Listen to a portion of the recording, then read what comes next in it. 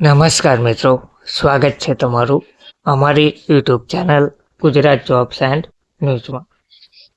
મિત્રો, સરકારી કર્મચારીઓ માટે વહેલી સવારે મોટા ખુશખબર સામે આવી રહ્યા છે.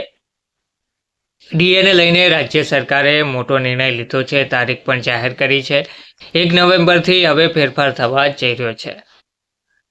દિવાળી વખતે કેન્દ્ર સરકારે પોતાના કર્મચારીઓ માટે ડીએ વધાર્યું હતું. ત્યાર પછી ઘણી રાજ્ય સરકારોને પણ કર્મચારીઓ માટે ડીએને વધાર્યું હતું. જોકે આ વચ્ચે એવી વાતો સામે આવી રહી છે કે રાજ્ય સરકારના કર્મચારીઓના વેતન અને ભથ્થામાં વધારાને લઈને ઘણા પ્રકારની મુશ્કેલીઓ જોવા મળી છે. જેમ કે આપણે જાણીએ જ છીએ કે આ તહેવારોની જે સિઝન હતી તેમાં કેન્દ્ર સરકારે પોતાના કર્મચારીઓને દિવાળીની ખાસ ભેટ આપતા મોંઘવારી ભથ્થા ડીએમાં વધારાની જાહેરાત કરી હતી. હવે સૌથી મોટી વાત એ છે કે સરકારે ડીએમાં એકસાથે 3% વધારો કર્યો હતો. ત્યાર પછી સરકારી કર્મચારીઓને 53% દરથી ડીએ મળવા લાગ્યું હતું. તો કેન્દ્ર સરકારે પહેલાં પણ ડીએમાં વધારો કર્યો હતો. તમારી જાણકારી માટે આપણે જોઈ લઈએ કે મોદી સરકારે લોકસભા ચૂંટણી પહેલાં પણ ડીએમાં 4% વધારાની જાહેરાત કરી હતી.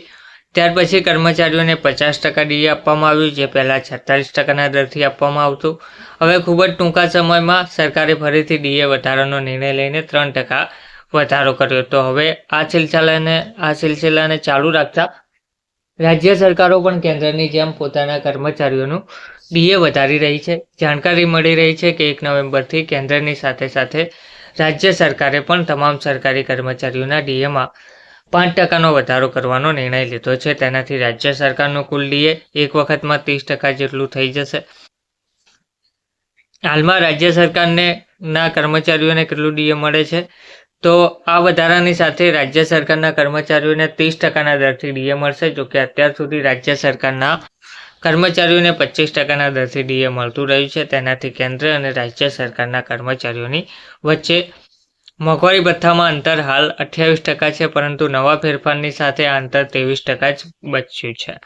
સરકારે આ ડીએ વધારા વિશે કહ્યું છે કે નાણાકીય પડકારોનો સામનો કર્યા પછી પણ રાજ્ય સરકારના કર્મચારીઓને ભથ્થાને વધારવાનો નિર્ણય લેવામાં આવ્યો છે અને 500 કરોડ રૂપિયાનો આ ભથ્થું વધાર્યા પછી ખર્ચ જોવા મળશે. તો ડીએ વધારાના કારણે રાજ્ય સરકાર પર 500 કરોડ રૂપિયાનો વધારાનો ખર્ચ આવશે. જોકે આ કદમથી 1.6 લાખથી વધારે સરકારી કર્મચારીઓ અને 82,000 પેન્શન ધારકોને ફાયદો થશે. 1 ઓક્ટોબર 2018થી ત્રિપુરામાં 7મું વેતન પંચ લાગુ થશે.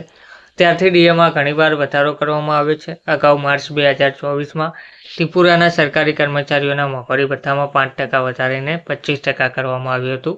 હવે તેને 1 નવેમ્બરથી 30% કરવામાં આવી રહ્યું છે. ધન્યવાદ.